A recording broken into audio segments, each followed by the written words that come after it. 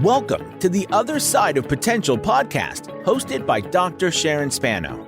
Each episode explores the many complexities of our world that often disrupt our ability to live a meaningful, prosperous life. Join Sharon as she explores the art of being human and what it means to move beyond the daily pressures of performance and monetary success to a place of radical abundance. Good morning, listeners. This is Dr. Sharon Spano, and today we have a wonderful and very amazing guest, Phyllis Leavitt. Now, Phyllis is a psychotherapist, and I know we haven't had, I don't believe, a psychotherapist on here before, other than Mark, who's really a former psychotherapist and co-hosting with me once a month, as you know. But Phyllis has worked extensively with abuse and dysfunctional family dynamics to include the aftermath of those dynamics and subsequent healing. She graduated from Antioch University with a master's degree in psychology and counseling, and she then co-created a sexual abuse treatment program called Parents United in Santa Fe, New Mexico, one of my favorite places. And she now has a small private practice, which is really a full-time practice for her. And she works mainly with children, families, couples, and individual adults. And she's done this for 32 years now. She's also the author of two books, A Light in the Darkness and Into the Fire. Both sound so interesting. And she is currently working on a third book, which I'm hoping she'll talk a little bit about today. Now, she's going to share with us a very unique perspective on why America needs therapy. So I can't wait to hear more about that. And how looking through the lens of psychology, and you know, listeners, my work is always through the lens of systems, but it's grounded in psychology, and I'm trauma informed in my work as well. So we have a good synergy here for her and I to talk about her wide range of expertise and all that she's learned through her years. So through the lens of psychology and how we can come to understand as a country and also as a race of beings why we've come to such a place of divisiveness and violence. And it's really time for us to be having these really hard conversations. And so we're blessed to have people like her out in the mix with the expertise to help us figure out some of this. We'll also look at how national dynamics, policies, and practices mirror abuse family dynamics in ways that are devastating to all of us. So it is Phyllis's contention that we can find hope for healing by accessing on a broader scale the principles and tools of the best therapeutic interventions that help so many individuals and families. And you've heard me talk often about how I believe families are the root of our society. So if the family is breaking apart and we don't have a sense of belonging within that family system, then the result is a lot of what we're seeing out there in the world. So that's a big part of what she does, is help bring these individuals to a place of healing. So let's hear from her on how she does that. So without any further hesitation, welcome to the show, Phyllis. It is great to have you on board today. Well, thank you so much for having me. It's an honor and a pleasure to be talking with you. And just up front, I want to say that the lens that I am looking at when I talk about bringing America to therapy is family systems. Basically, that's sort of the lens. So I'm right with you with looking at our lives through systems and what they offer in terms of a bigger perspective. Thank you for clarifying that, because I find in my work, I'm sure you do in yours, that when the family or even the individuals, whether it be corporate, business, or otherwise, because I do both, starts to see things through that system's perspective, it is much easier for them to mitigate whatever dynamics are going on, within them, versus a me versus you, or an us versus them kind of conversation. So tell us a little bit about, psychotherapy to me is just like the height of therapy. I mean, that's an intense level. And I've always been curious about what draws people into that level of work. So maybe give us a little bit of your early story and what made you want to do this kind of work. Sure. Yeah, my story is probably not unlike a lot of people's story, and that is that I had some major trauma in my own childhood. I was sexually abused as a little girl, and I had buried all those memories. And I just kind of walked around in life with a big cloud over me and not knowing, why I felt the difficult feelings that I felt and why I felt so alienated from other people and why I had such a hard time being in my body, like all of the things that are pretty typical of that kind of trauma. But I didn't know anything about it. I didn't have any memories, and nobody talked about it when I was young. So I was really a mystery to myself. long story short, I just began to have some memories when I was in my 40s and didn't really know what they were, but I knew that they were not good. And, a lot of emotion, a lot of fear came up. And I ended up, I was always a writer. So let me backtrack a little bit to say that, I felt very, very disconnected from myself growing up. But the places where I did feel a connection were two places. One, when I was writing, and I started writing poetry very young, and that was sort of my place to connect to myself. And the other eventually turned out to be in nature, where I had a very, very strong connection to the earth that felt very spiritual and very like beyond my personality and myself. So kind of to make a long story short, at some point, I think it was 1994. It's hard for me to remember which year it was, but in 1994, beginning of 1995, I was kind of at the darkest place in my own journey. I was having significant memories and I was keeping a journal because I thought to myself, I'm going to keep a journal. If I ever come out the other side of this, I want to share my journey with other people, not believing that I ever would. And one day when I was writing in my journal, I just started to hear another consciousness that I call divine talking to me about what was happening, what my soul was doing in all of these experiences that Phyllis Leavitt was having. And that was just like this tremendous light started to be shed on my whole experience. And my first two books, A Light in the Darkness and Into the Fire, are all about the beginning of that journey and the messages I got. Are they memoir then? They're memoir, but about Memoir with a lot of like other, sort of the download of whatever those messages were that I feel are, and I've shared with other people that I feel are sort of universal. They're not really specific to me, although some of them are. But in any case, I was in therapy at that time, working on memories. So I had both worlds kind of converge, the world of psychotherapy and what I'll just call the world of spirit. Much earlier on, I had decided to go to therapy. And that's where, I began to really uncover some of the memories in more detail and with more clarity about what I was dealing with. And it was an earth-shattering experience for me, just the therapy itself, apart from the rest, because I had no idea that my childhood had everything to do with my adult life. It's so fascinating to me because I think, and you would know far better than I, dealing in these areas and I do get some individuals with past trauma, obviously, and I've had sexual abuse come before me, but it's not a daily thing for me. But I do know that memory, there's often this situation where the child doesn't have memories because that's what our conscious mind does, is it shuts down so that we can survive. Do you have a sense of how old you were when this occurred? Yeah, the two biggest memories that came back were infancy, and that was the very first memory that I got. And then I was assaulted when I was 13. So when you said no one talked about it, was your family aware of this at all? I wasn't aware of it. It's interesting, and we don't have to go into this particularly, but sure. I always had the memory of before the assault happened and right after, and I never had any memory of what was in between. Mm-hmm. And I never put together until I was in my 40s that I wasn't in the same place when it was over than when it started. There was just a blank spot in my whole brain. But a lot of people remember, and they still are traumatized, and they still need to work through whatever the effects of that are. Well, your story, I think, is indicative of what we often talk about in the show of how the body remembers. Absolutely. Even if the mind does not, the body holds the trauma.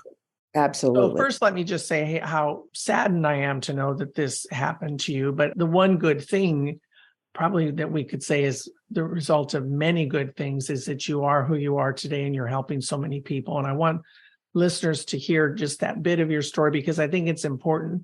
There's people out there listening who have not yet sought the proper help to know that there is help out there. So talk a little bit, because I know not everyone understands the depth of psychotherapy. Before we get into the bigger macro discussion around that, maybe give us the distinction between psychotherapy and regular, counseling or, regular therapy, if there is such a thing as regular therapy, because I know there's many variations. Yeah, I think, I was always drawn because of my own need to do this. I was always drawn to the more in-depth processes where you're not just talking. I mean, talking obviously is really important, but you're actually reprocessing what happened to you. And so some of the tools that I have used and found really, really effective are, inner child work, guided visualizations, and EMDR in particular, and some hypnotic kinds of, but not where you're in a trance, but where you're present, but hypnotic kinds of work where a person is actually reprocessing what happened to them, because that's where the healing comes. I can know that something happened to me, but I don't necessarily heal from knowing it. It helps. It certainly helped me to know what happened. Otherwise, I was a complete mystery. But I had to reprocess some of the emotional part of what was driving my life in a way that was dysfunctional. And that's really, if I can segue just a little bit and we can come back, that's where this book began, the one that I'm writing now, which is all about the need to bring America as a country to therapy, because I think we're a mystery to ourselves, the way I was a mystery to myself. So many people today are saying, how do we get here with all this, horrible infighting and violence and mass murders and, things that used to be appalling are now kind of the norm. How did we get here? And that was what I was asking. How did I get into, a really unhappy marriage? And how did I feel so unfulfilled in, what I knew was a creative drive? And why did I feel so lonely and flawed? And so I think the micro and the macro really mirror each other. And I'm not here to say that every answer can be found in the world of psychology, but I think really significant ones can be found in the world of psychology. So what I began to think is like, okay, there's millions of people like me who have unprocessed trauma or, unresolved trauma. And it's not just from childhood difficulty, but it's also from wars and discrimination and poverty and sexism. And, the list goes on of the traumas that people are suffering all over the world with no help and no relief. So that made me start to think, oh, whoa, what I'm learning about trauma has global significance, and anything that I can learn about healing, I want to share for the sake of global significance of our healing, because our country, what I see now, especially in America, is that the dynamics of abusive families where there are abusive adults are what's happening from the top down. There are abusive leaders in our government who treat the American population and in the large institutions, not just in government, the way abusers treat their children or their spouses. Well, very much so. And I think we've now opened a Pandora's box in the last several years where bullying is the norm. And I've seen certainly the rippling effect of that into corporate now, because things that we never saw before in corporate environments are happening amongst leaders, because they're emulating, and we're seeing it around the world. We know that. So I talk a lot about generational trauma, which is exactly what you've just described.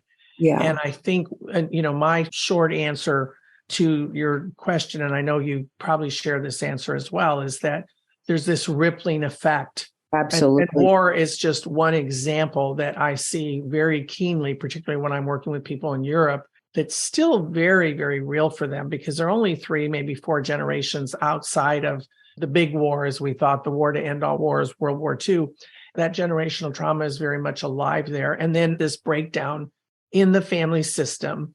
Absolutely. And if children have not been nurtured in that first system, we know they can have a lot of serious issues, whether it's depending on the nature of that family system, but it could be, they could be violent, they could be detached, they can be so many things. Absolutely. And I think that's what we're seeing around the country. So when we talk about, it's overwhelming. And I feel like the only thing I can do when I feel overwhelmed is just focus on one client at a time, because I know if I can help one client heal, I'm affecting his family or her family, her children, hopefully the next generation of children, and on it goes.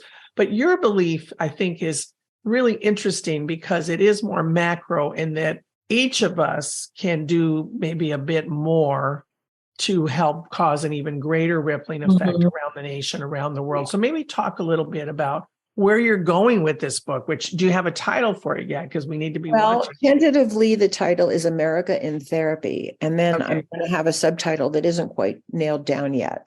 And let me say that my focus is really the interchange between the micro and the macro, because absolutely what you're saying is what I see. It's been astounding to me as a therapist over all the years that I've worked with people to hear stories of such massive abuse and disconnect and unavailability of parents and cruelty or abandonment. It's epidemic. It absolutely is. And I'll tell you, Phyllis, one of the things that's interesting to me, and I'm doing more work in this area now, is I am seeing these same kinds of things that you're describing, because I work primarily with very high achievers, who have very successful business people, and they are carrying the same wounds. They just don't look wounded because they have all the toys, they have all the success.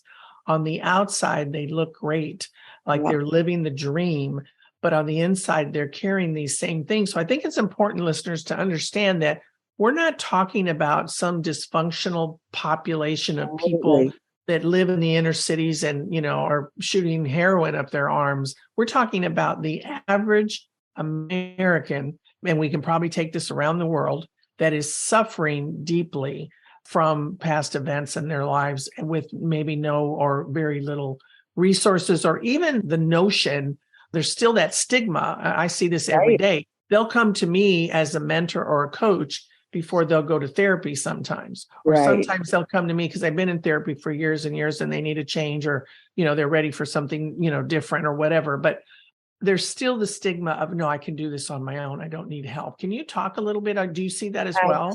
I absolutely see that. And I'm so glad that you brought up that it's your average person. It is not some other population over there that we can kind of dismiss or stigmatize. It's everywhere. And, it crosses all boundaries of race, religion, economic status, everything. Represents the last point you made, because I wanted to say something about it. Well, I think what I was talking about was what we can do as individuals. I always go back to, because the collective is sometimes a bit overwhelming for the average person. They sit and watch the news and they grumble and they want to do the right things in terms of who they vote for. But basically, I think a lot of individuals in America, at least, are feeling quite helpless. What are you thinking might be the path, if there is one, for us as individuals to help create this kind of a transition in our nation? I mean, there are many, many things, and I probably won't cover them all, but I try to cover them in my book, as many as I know. But one of them is, if we link the micro to the macro, which I think is absolutely critical. And speaking to your point, which is what I see, is the breakdown of the family. We're so conditioned by the learning that we have in our family, how to deal with conflict, how to deal with emotion, what the expectations are for an adult to become. These are all conditioned in our family and in the bigger family systems of where we work, the norms that are set by our government and our leaders and any other larger groups that we belong to.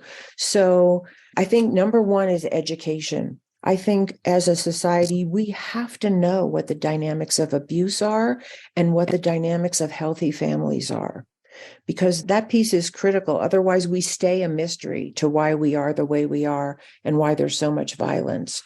That is such an important point, because one of the things that I've seen with the younger generation is, if they have trauma in their background, they have no idea how to parent. I mean, the most basic things are a mystery to them. I'm spending time literally helping them see how they can be better parents. Then on the other end of the spectrum, I have my really high achievers who are doing amazing things as parents, and they're worried that they're going to mess up their kids and they're doing it all wrong. And those guys, I'm constantly having to say, you're doing the best you can. You're doing great. kids are kids, they're overwhelmed by it all because they're working so much and they're, both husband and wife, burning both ends and still trying to be great parents. So it's really interesting to me that, to your point of education, I feel like we need to do a better job of helping parents know how to parent. Right. There's no manual for it. I mean, there's all these amazing books, but who has time to read them? Right. It's Right. like we have marriage classes in many of our churches and our institutions, but do we have parenting classes? And I'm still having people that are engaging in corporal punishment because that's what was done to them. They were beaten if they spoke back, or they were beaten if they didn't make their beds or whatever. And it's fascinating to me because, I mean, maybe you feel differently about that, but I feel like if you're hitting a child, even if it's well-intentioned, what you're really teaching them is violence, and you're teaching them absolutely. I completely agree. And I think the part about education is, what I want to see, psychology and family dynamics and parenting and partnership, this could be mainstream in our high schools. So a big point I just want to throw in here is like, we spend billions of dollars on defense, billions on how to make war, how to kill other people that we imagine is going to keep us safe. And in psychotherapy and in psychology and our offices, working with real people on the ground, what hurts them most is violence and war and all the things that we've invested in as nations, and that it's like a huge paradigm shift that needs to change, and put our money into families and put our money into education and put our money into children so that we are raising a generation of children who have a chance at leading a peaceful and cooperative and open, non-discriminatory life with other people on the planet, because we're on the edge of wiping ourselves out. We have the capacity to destroy life with the violence that we are capable of. And to me, if there's not another motivation, let that be the one. Just like the worst violence or the worst pain is what often brings people to therapy and to a healing environment for themselves, because they want to get out of the war. And that's what I want to see for our country on all levels. So if I can, I just want to speak to one really big piece that I talk about in my book, and that is when abuse goes unaddressed, when it's not stopped and people don't have a chance to heal, there are two main outcomes. And this is not true for everyone, but it is more true than I think the average person realizes for the average citizen. And that is the two main outcomes of unaddressed abuse and untreated abuse are learned helplessness, because you are helpless in the face of an abuser. Right. And many people come out of their childhoods helpless and passive in the face of abuse because they've learned that it's actually safer not to resist, or that it's useless to resist, or that they'll get worse. You see it every day. The other main outcome is identification with the aggressor. And so you have people that become passive and compliant because they've been traumatized into that state. And you have people who there's no way they're going to be passive and compliant. So they become aggressive and abusive themselves. And they identify with abusive leaders and support them because they idealize that image of strength and power over others, because they're so traumatized about how that power was used on them that they don't want that to ever happen to them again. Well, I think that explains where we've been over the last several years. And I think absolutely that identification is something that always perplexed me in my earlier years, when I would have someone, for instance, who would talk about the trauma of seeing his mother or her mother beaten, but then that person was beating their spouse. Totally. And before I became as informed as I am now, I would be like, there was a disconnect for me there, but you've just really explained it in a way that crystallizes why someone, because then that person at the same time, and correct me if I'm wrong on this, but that at the same time, what I saw in a particular client anyway, was while he carried the trauma of watching as a young boy his mother being beaten, and now he's doing the same thing, then there's all this guilt and shame and really like a cognitive dissonance thing that kicks in, like, I can't, I couldn't stand my father. I can't stand myself, but I can't keep myself from repeating. We talk about it in my business as hidden loyalty to the parent. There's a hidden loyalty there. So in order to align with that parent, I'm going to repeat those actions. But there's a part of me that knows this isn't the way it ought to be. Yeah. In psychotherapy, we call it a trauma bond. It's the same thing. And sometimes it acts even more unconsciously than what you're saying, is that a person just keeps being attracted to being in the environment of an abuser. So if you think about the bully on the playground, the kids that gather around the bully are not the kids who are loved and nurtured at home, who have a safe place, who have parents they can talk to, who feel valued for who they are. They're other kids, primarily, who feel the same way, overpowered, hurt, lonely, lost, and looking, and they're the ones that choose, unconsciously to identify with the aggressor rather than become the victim of the bully on the playground. And one of the sad things that we see in our country, and you see it in abusive families too, they're mirror images of each other, is that often those who identify with the aggressor and are complicit, either don't say anything or actually are complicit, are rewarded. And that's happening in our country too. I think about it in a different way, but I totally align with what you're saying because, I just frankly am astonished, as I know many of us are, that we cannot see the bigger picture around the mass shootings in this country. I just don't know what our leaders are looking at. I don't understand why we can't see that this is a complex issue that needs to be addressed from many different perspectives. And to your point, the healing and the family dynamic being one of them, because these are people who are victims who are now creating these atrocities. Absolutely, 100%.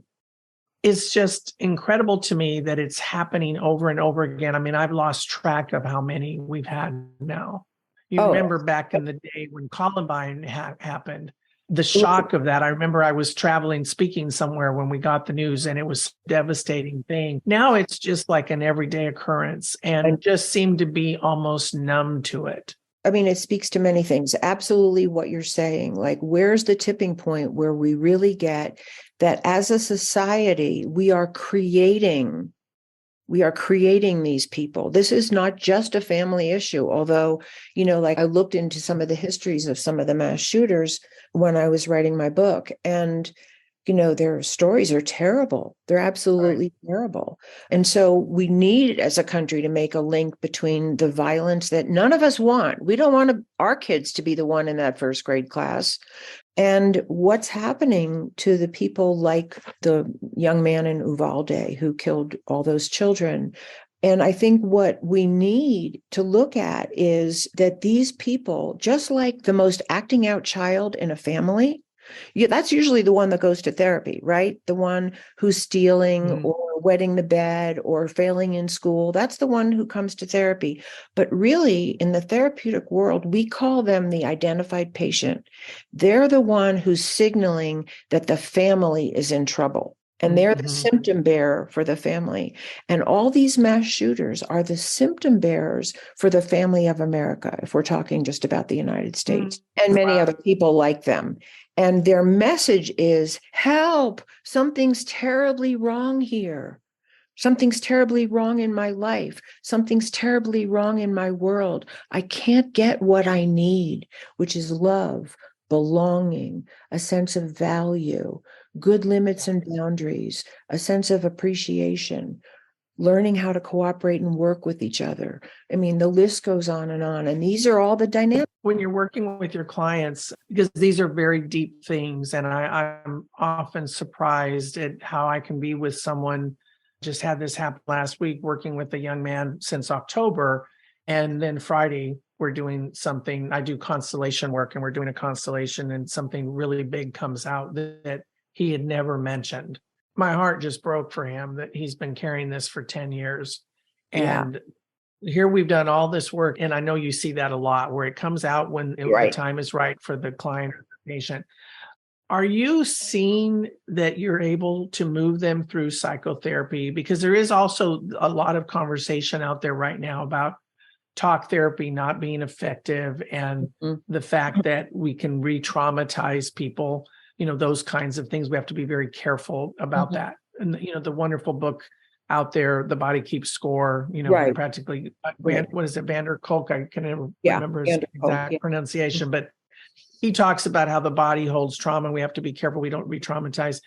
But psychotherapy is different. And I'm wondering, do you see people, you must, or you wouldn't be still doing it, begin to heal? And Absolutely. I guess I'm curious about what that might look like in terms of, does it take years and years and years, or do you see some? I know it always depends on the nature of the trauma they're carrying, but give us a sense of hope there. Like for someone's out there that's carrying this stuff, what can they expect through psychotherapy, I guess, is a better way to frame it. Yeah, well, absolutely. First of all, I want to say that in all the years I've been a psychotherapist, I have never seen anyone be re-traumatized by remembering what happened to them, or even having body memories, or, screams, or, very intense emotions and lots of tears.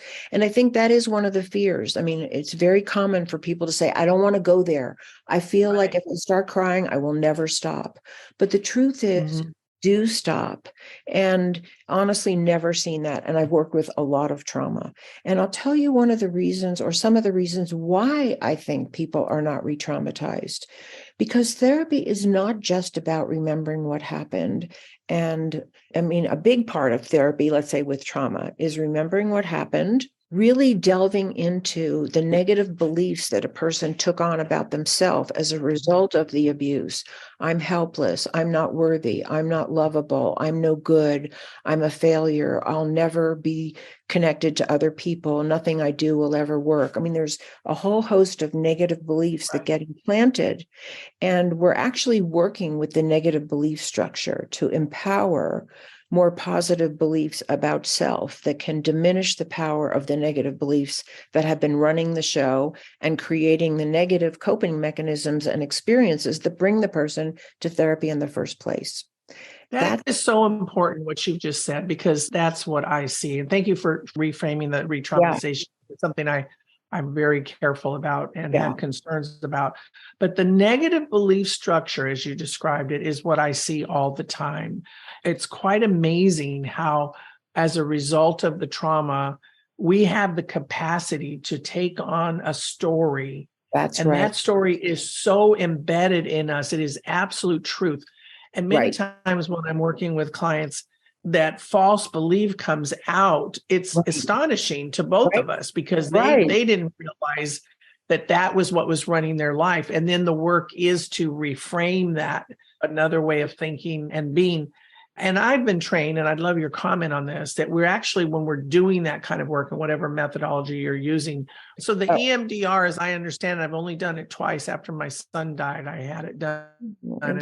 But it literally shifted my whole brain. And she said it's rewiring the neurotransmitters in the brain. It reframed the whole context of one night that I had that was very traumatic for me, that I just kept reliving in my head. And I had a whole story about who I was as a mother based on that night when he was suffering. And then we did the EMDR. We only did it twice. And then I remember coming in, and as my listeners know, I talk about my son often, but when I came in the next session, she said, on a scale of 1 to 10, how do you feel about that memory? And I said, well, I have the memory, but I feel completely different about it, and I can't explain why. And she said, that's very common. And I get those same kinds of comments when I do constellation work with clients, where they can't necessarily explain the shift, but they know that they're somehow different, and their perception of themselves, even others, is different.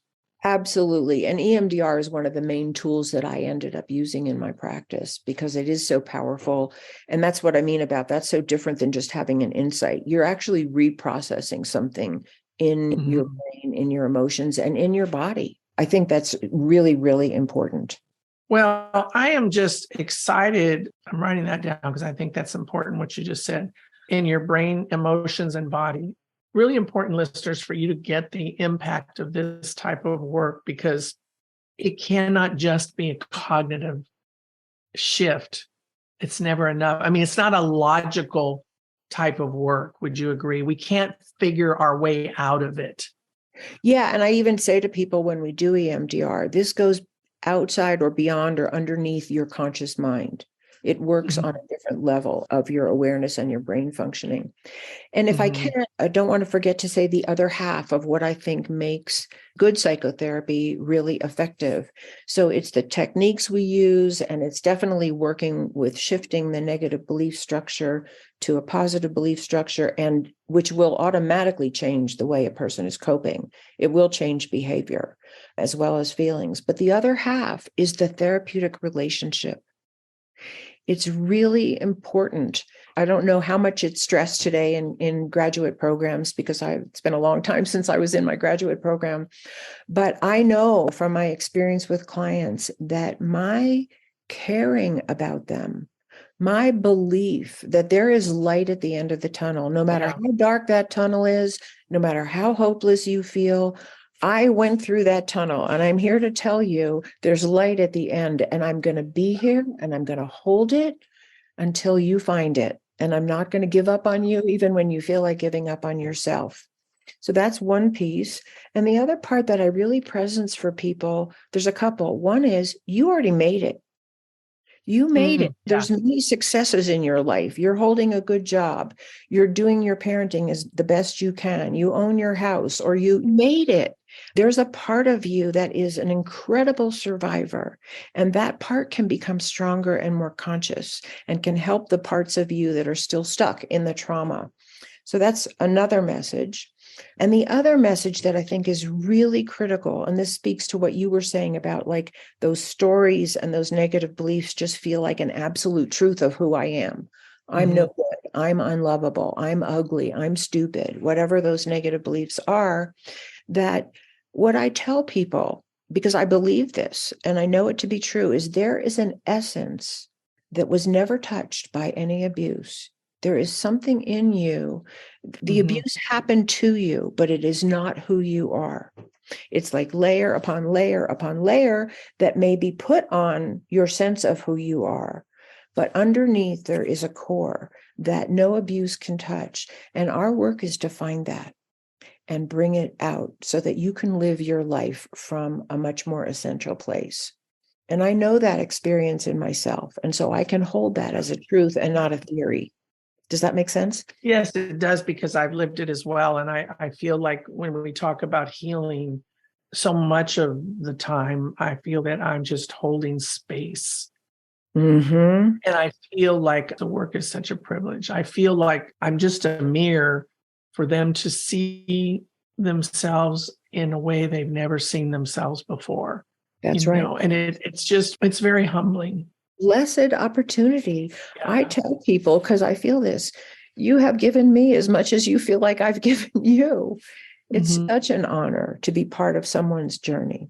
Well, it really is. And I feel like, for all the years I did corporate work, and there was space for a lot of stuff that came my way. And now the work has become more and more about individuals who are suffering from trauma and whatnot.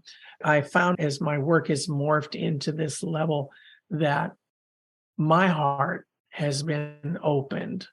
And to your point about America needs therapy, I think if our politicians could sit in our shoes doing the work that we're each doing in our own way, they would figure this out, because your heart, your level of compassion and empathy, I just feel some days like my heart's going to crack right open for the people I work with. Right. And they're carrying so much, and they're out there working every day, and they're doing the best they can to be good husbands and wives and parents, or whatever their role might be. They're doing their very best. And then we're bickering over the most ridiculous things. Right. When humanity is at a crucial point in history right now, to your point, is we're almost at the edge of self-destruction if we don't pull back on some of this. Absolutely. But you give me great hope in the work that you're doing. And I want to see you get out there, and we'll talk after the show, because I think your voice, there's some bigger stages for you if you haven't already pursued some of that. There's a reason that at this point in history, we're talking more and more about collective trauma, more and more about generational trauma, because I think the universe, God divine, is telling us, wake up, people. That's right. This needs to stop. Now, This right, level of pain and suffering and violence against one another needs to stop.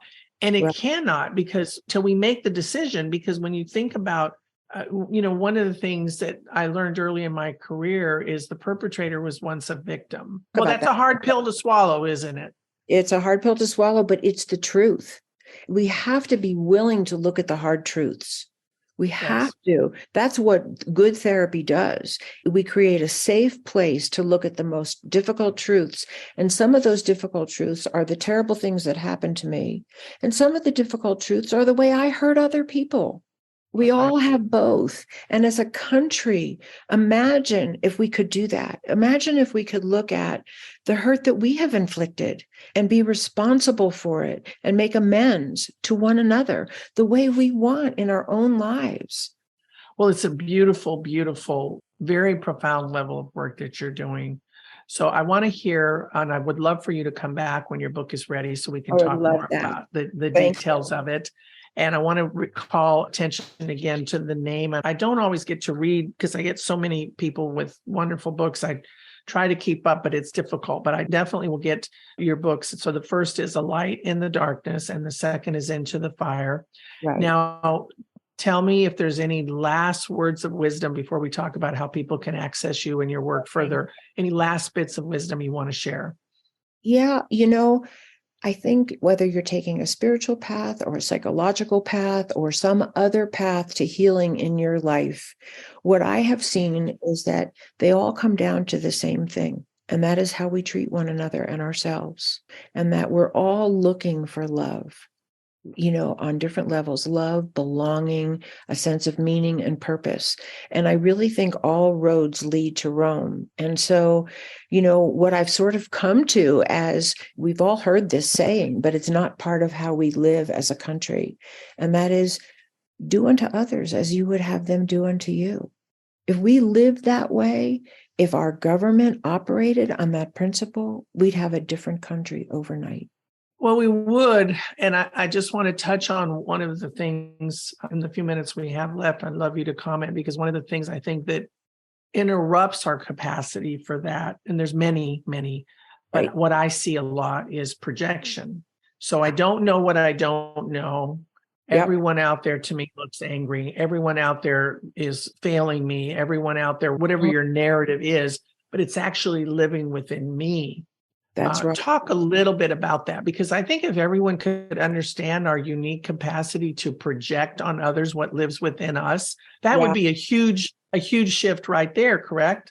Oh, that's sort of the heart of it. And it's so interesting that you brought that word up, because I had in my mind last night before I went to sleep this whole article I want to write on projection, because it is such a profound part of the healing process to understand projection.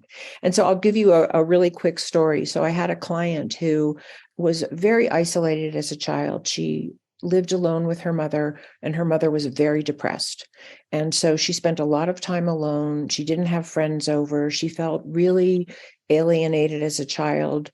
And she grew up and married someone like her mother, who was depressed and unavailable, and got a divorce and ended up being the manager of a small office. And she had a woman who came to work for her who actually, without her realizing it, was very much like herself. And she couldn't stand this woman. And she was horrible to this woman. And she finally, was so ignoring her and unappreciative of what the woman did that the woman left. And in therapy, when she was working on the wound of her own abandonment and her own alienation and how other she had felt and left out as a child, she saw, without me or anyone ever saying it, exactly how she had been to this woman who worked for her. And she changed the way she worked with the people that were then her employees, because she saw what she was projecting. She was projecting her own feelings of inadequacy onto this other woman so that she didn't feel them herself. That's the power of projection. So common. It's so common. So, listeners, I really want you to hear that, because if you're hearing yourself having a conversation about everyone out there being a Right. certain way, A, B, C, or D, usually a sign that we need to look within and see the source of that. And you may need some help getting through that, and that's fine too. And I think one last thought is, I really don't know what it's going to take, but I hope it's conversations like this to break up the stigma that, psychology is a relatively new field. Since World War II. And so it's still, we have generations still living who, we will just soldier through, Right. and we don't ever talk about these things. But I think we're moving away from that. And I do know, as you and I shared before the show, that I have some equal concerns about younger generations who are in therapy and, can also become codependent on it and not necessarily move forward, but become experts on their labels, if you will. So I guess one final thought, and this is a very big question, so I'm not giving you a lot of time to answer it, and we may have to come back and revisit it. But, what should someone be looking for in terms of a good therapeutic model? Because I know there's just a lot of people out there doing work that may not necessarily be the level that you're talking about. Mhm. And yet you can get stuck in, again, going years in and years out and not really Right. progressing. If you're not progressing, to me, that's an indicator you're in the wrong place. Absolutely. You want to see changes happen, both in how you feel about yourself, in how you treat yourself, and how you are in the world, how you are with other people, the level of fulfillment you feel, or connectedness to other people, or connectedness to your creativity and your work. You want to see something change. It doesn't have to be dramatic, because sometimes we're baby steps, but you want to see something change. And you want to feel better. Otherwise, you're just spinning in some way that you've already spun. You're just repeating the trauma, which is something's wrong with me and I'm not getting better. Yeah. And sometimes that healing process does, to your point, it can be baby steps. It takes time because you're moving through, that dark night of the soul, where it is, especially if you've been carrying something for many, many years. It's not going to, happen overnight. But I think, to your point, there should be some little voice or shift in you that says, wow, I feel a little better today than I did yesterday. Right. Even if the beginning of the shift, if you have a lot of trauma, like I did, even if the beginning shift is, I'm talking about it now. Right. Somebody's listening. I feel heard. That's a shift, right, in and of itself. And that will morph into other changes. Yeah. So tell us how we can get more of Phyllis Leavitt and get your books. And if anyone wants to, have you as a speaker or on a podcast, what's the best way? Absolutely. I'm on Facebook. I'm on LinkedIn, but I have a website, and it's www.phyllisleavitt.com. And you can reach me through my website. I think I even have my phone number that's available on my website. And I'm very open to speaking and being on other podcasts and sharing what I think we need for our collective healing, because it really matters to me more than anything else right now, that the family system that we create in America be a family system that's healthy for all people. And I know we're far from that. I'm not talking Pollyanna. I'm talking, let's you and I and who else join hands and work towards start having the conversations that we need to your point, very practical, invest in education and families, because I agree with you wholeheartedly.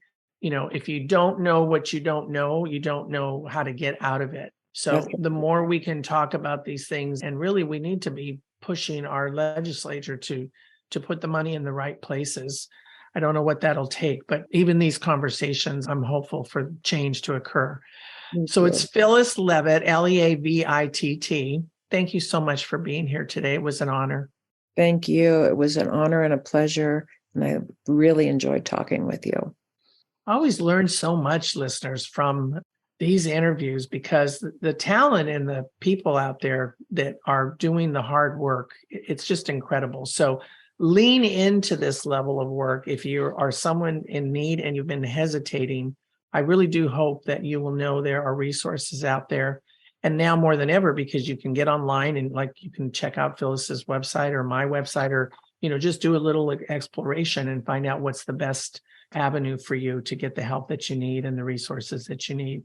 So I know that you learned a lot today. We always learn a lot on these shows.